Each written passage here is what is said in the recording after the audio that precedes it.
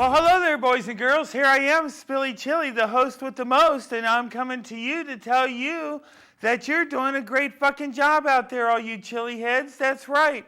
Your phone calls are making a difference. We just might be able to save CTV. That's right. With your help calling those Board of Supervisors, we've already got them to postpone the hearing on March 19th. Now, if every one of you can call that number right here, call the Board of Supervisors and say, save CTV, we want our chili. That's going to make all the difference right now. We're this close, folks, with this saving the station.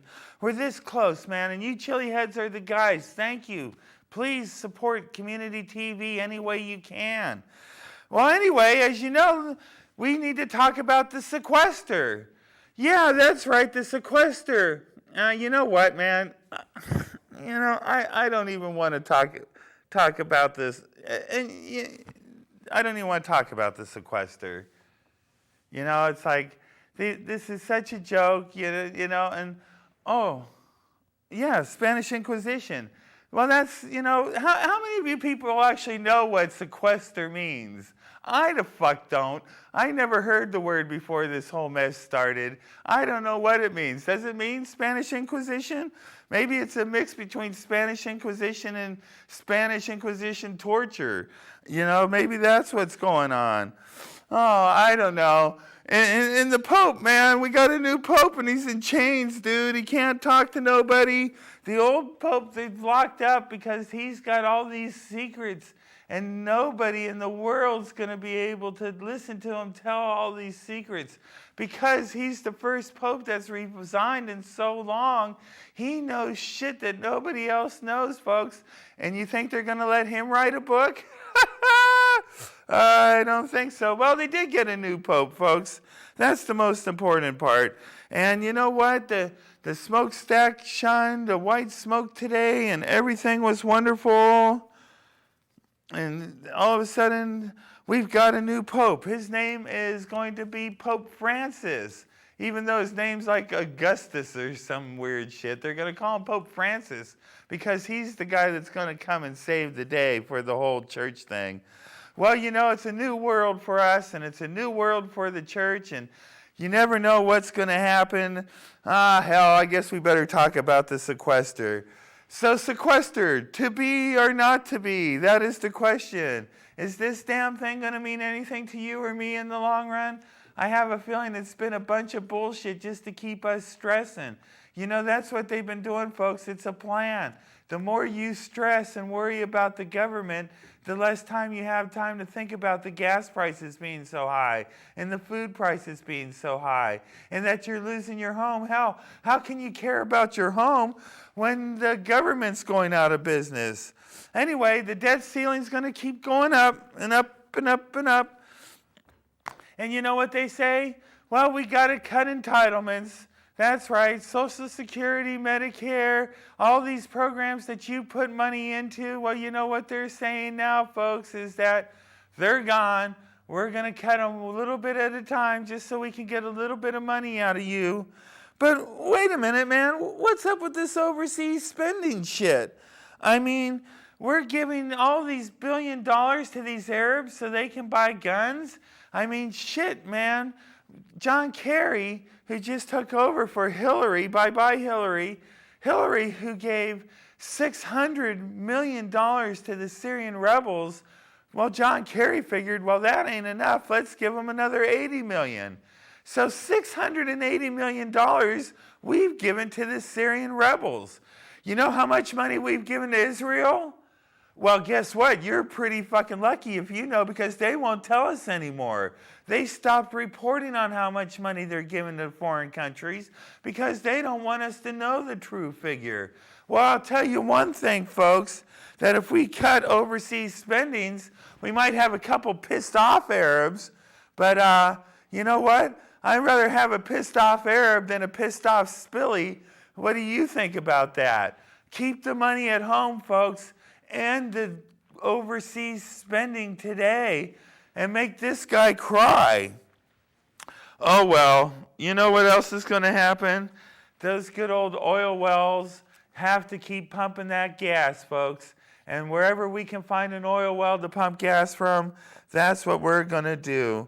So we're going to have to build this damn fucking pipeline, whether we like it or not. You know why? Because the oil companies need it. And who runs the oil companies? The bankers. And who runs the government? The bankers. Who's going to tell us what they're going to do? I don't even need to say it, man. So anyway, up there in Canada, this beautiful, pristine Arctic coastline has now been turned into a big oil field with nothing but mud and guck. And to tell us a little bit about that, my cousin, Grizzly, is up there right now. Let's hear from Grizzly, shall we? Well, hello there, Spilly. Hey, we're out here at the oil fields in Canada, Arctic Circle, and it's very darn yucky out here. This used to be where I would bring my family for the summertime, but now look at it. Well, they did a heck of a fine job here, and this is all for your little Keystone Pipeline project, what a mess, now my little bear family, they can't come here, and the Arctic ice is all melting, and I don't even know how I'm going to get home to my family, Spilly. Well, this is one fine mess that these bankers made here, and I just don't know what to do about it anymore, Spilly. What's going on with you out there? Well, that's an interesting story, Grizz, and yeah, they sure did a number, and I'm so sorry about your little family there, and I don't know what we're going to do about the icebergs for you to get home. I tell you what, why don't you try to catch a ride on one of those next oil tankers out of there?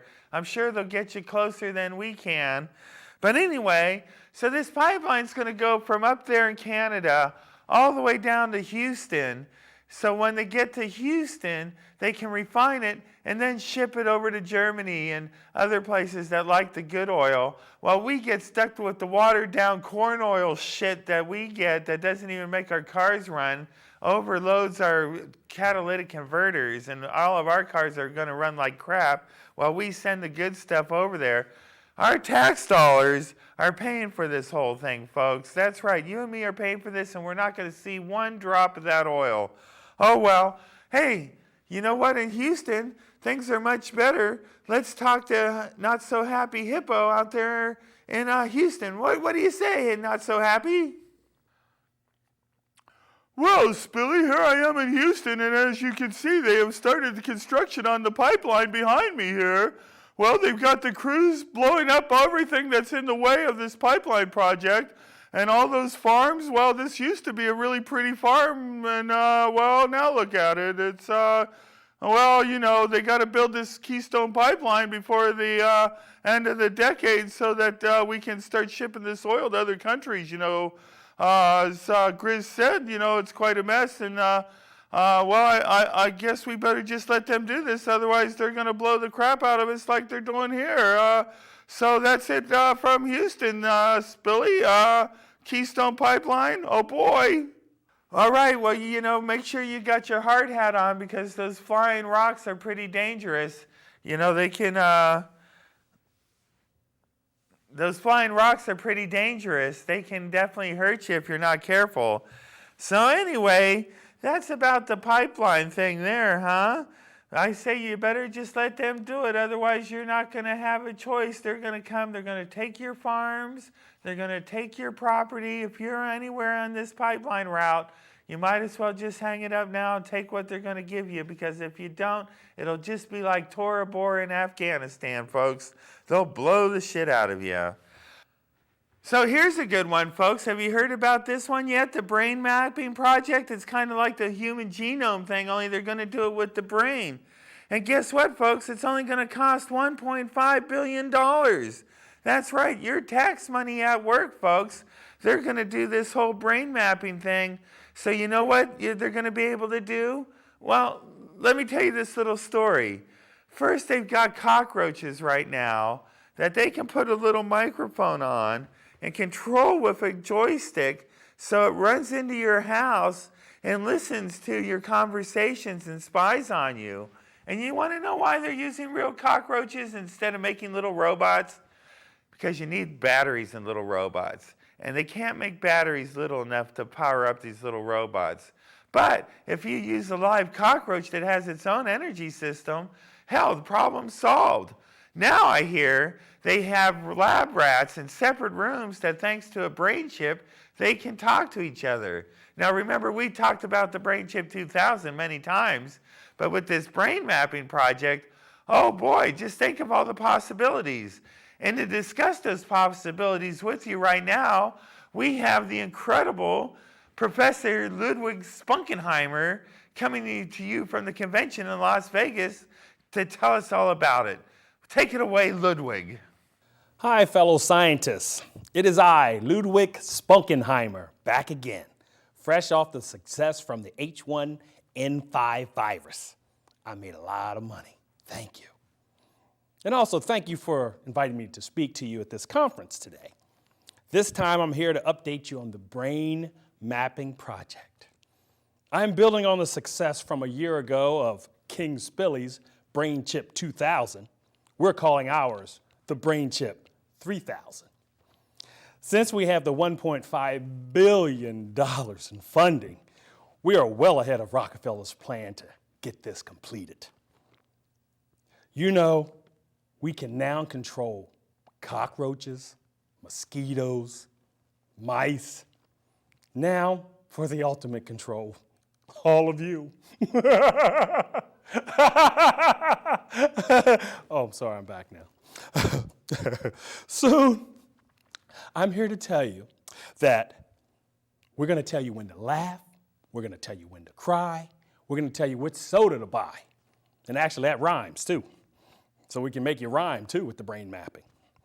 I get excited just thinking about it.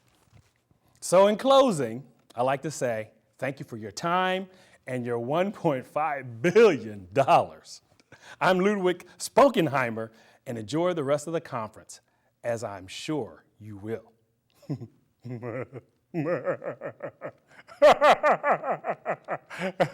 Oh. So you get the picture, folks?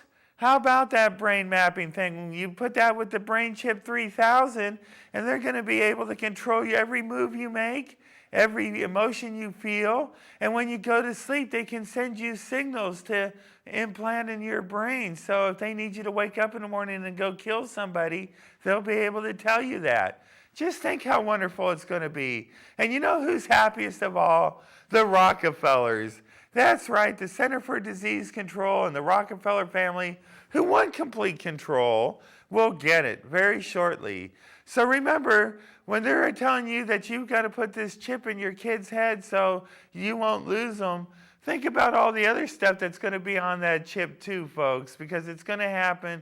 It's going to happen soon. And so, let's get on with the show, shall we? We have Ron Swenson, that's right, Barry Swenson's brother, who's a solar panel guy. He's going to tell us about the solar highway.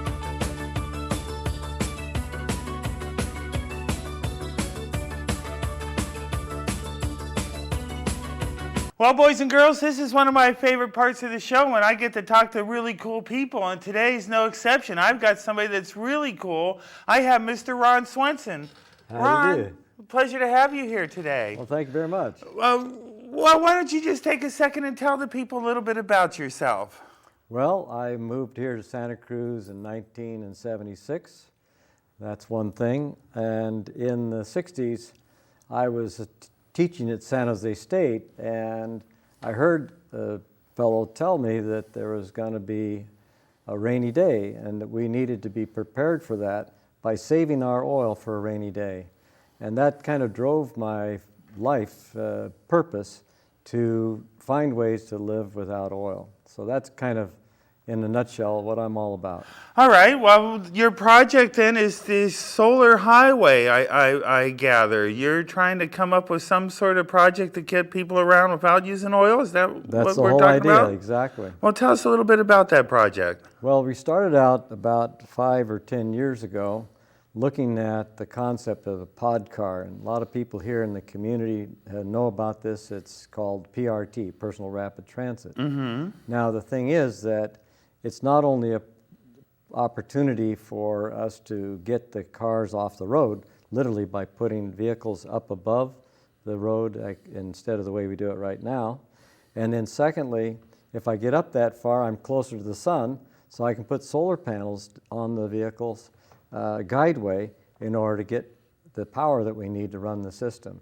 Now, is this something like the monorail at Disneyland or the People Mover in Tomorrowland? Yeah, a little bit like that. The difference is that instead of you having a train, you have a small car, a vehicle that is just enough for maybe 2 people, maybe 6 people, but not a long train. And by making it small in that way, we make it fit the trip. So typically, 2 people getting on a train, they don't want to wind up at the same place.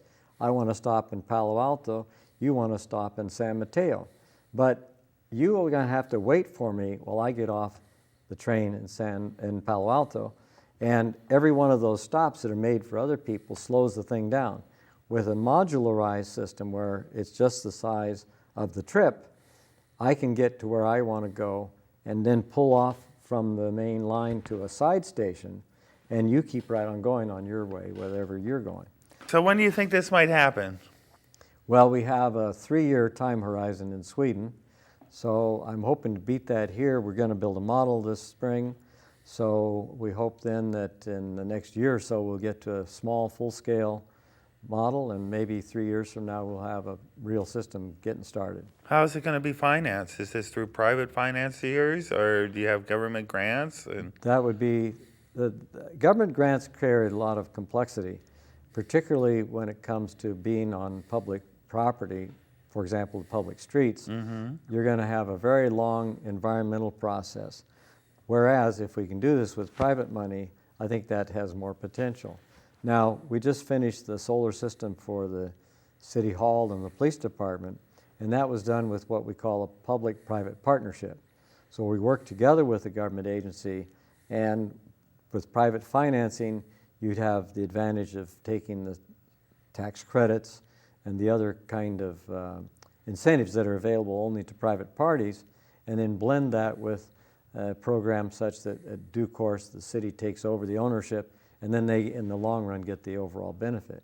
So it would be a county run, like a transit organization, yeah. PTA or Metro, All of those something are along possible. those type of lines. But I'm envisioning putting it in place first with a private funding, and then once it's built and everybody has confidence in the system, then the public can acquire it, and the private company then has a surplus. They can take that and reinvest for the next segment, and gradually build out the system, with the government only buying the initial system chunk when it's finished and working. Perfect. Now, how much for the person like me to take this ride? How much is it going to cost? Is it going to be by the mile? Is it going to be, by the trip? No matter how far you go, Well, you reserve the car. Typically, it'll be according to a distance. So, for example, you show up with your cell phone, and you just tell the cell phone where you want to go and where you are right now.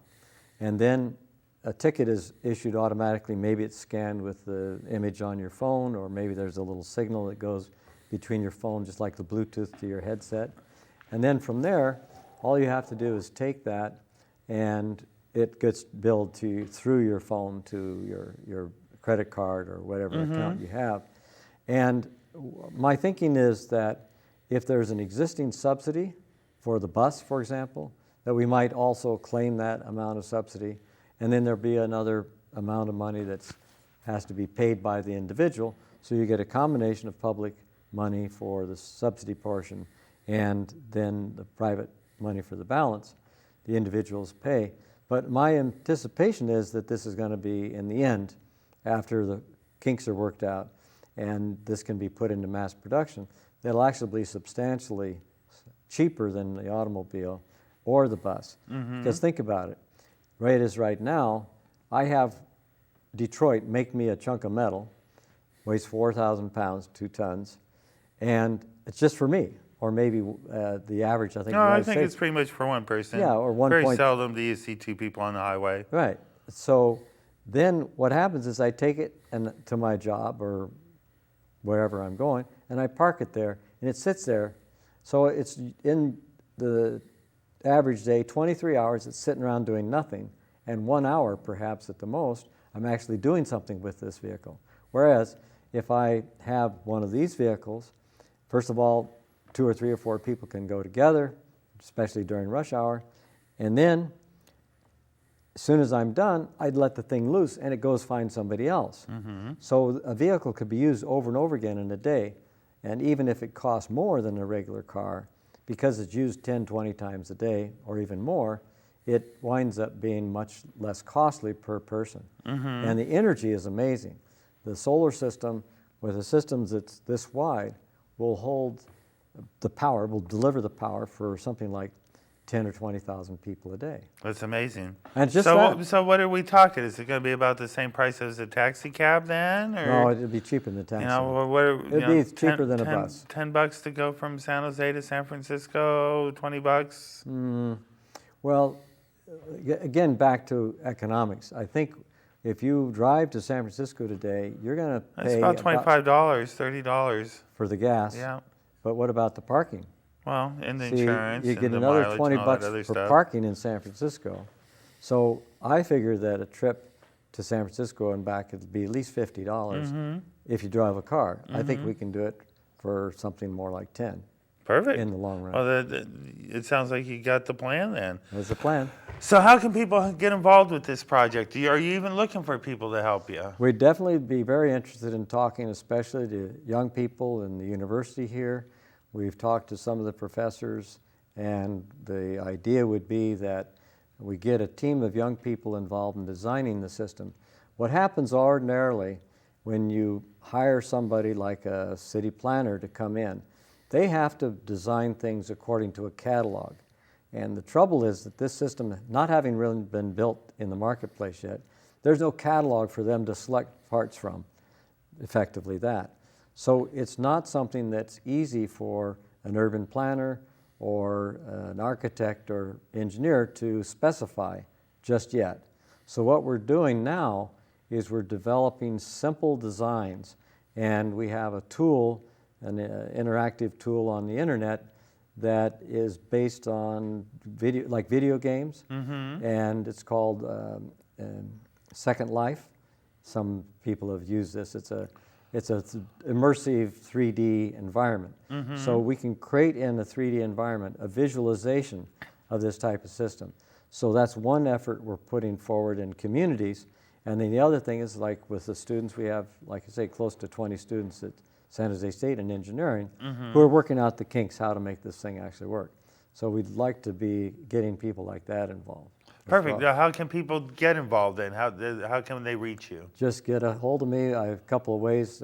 Go to my website, inist.org, inist.org. My phone number is area code 831-425-8523.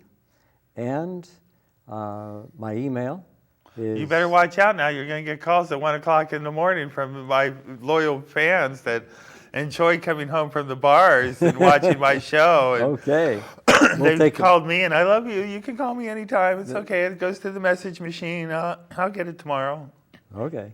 So yeah, be careful when you give out your phone number like that if it's a personal one. Okay. And what's your email? No, but it's my office number. Okay, go ahead with your email. Sorry to interrupt you. My email is ecosystems@econet.org. ecosystems@econet.org. Perfect. And now, what about money and stuff? Are you looking for some people to kick down some cash still too, or you got that line covered? What we'd like to do is to ask people to participate in this program to help the student group. So over at San Jose State, maybe there's some folks here who are alumni of San Jose State could contribute, and I'd be happy to explain to people how to get involved in that way. Okay, perfect.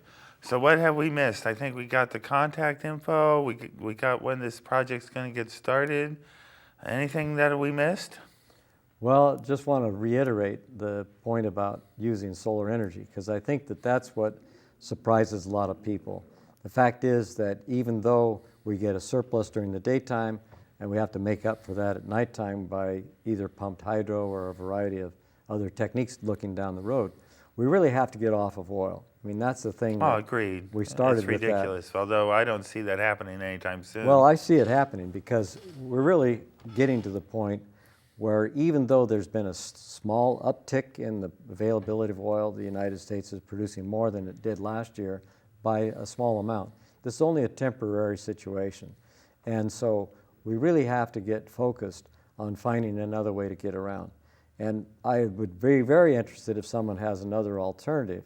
But I only see this one way, that so far is giving us the chance to build a transportation system based 100% on renewables. Now, mind you, there's talk about biofuels, but when you put a fuel into an engine, you're right back where you started It's a never-ending cycle. No, solar is definitely the way. Solar, wind power, any of the renewable energy plants is my feeling. But I'm just saying that our world is run by the bankers who run the oil companies, who will tell us we're having the Keystone Pipeline put in next year, and will tell us we will use oil until we die. And so that's going to be the toughest hurdle, I think, for you guys, is to break that mystique of these people. And so what we're planning to do, if we meet resistance here, then we'll go to other countries where people, I believe, will see the opportunity, particularly resort areas and places like that, where silence and getting the car out of the street will become a very valuable I think it's a fabulous project, Ron. And places like Yosemite, like you said, where the cars are just a big nuisance and the pollution is unbearable, to have a project like this there would be incredible. Silent, completely operational by sun. I think you're right on track, my friend. Well, thank you very good much. luck with that. And well, that brings us to the close of another exciting episode of Spilly Chili's Bowl of Rocks. And I hope you enjoyed this program as much as I did. We talked to Ron Swenson. We had Professor Ludwig Spunkenheimer. Oh boy, what a great show, huh? So I hope you can go to bed and sleep easy tonight and dream about marshmallows and chocolate syrup sundaes and all those little puppies and kitties, because that's what we want you to dream of, and not the reality that you're facing in the morning. So with that, good night, folks.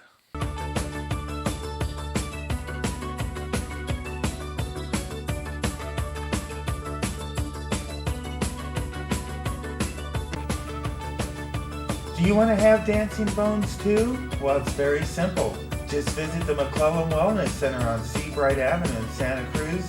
Give him a chance and he'll make your bones dance the night away. McClellan Wellness Center.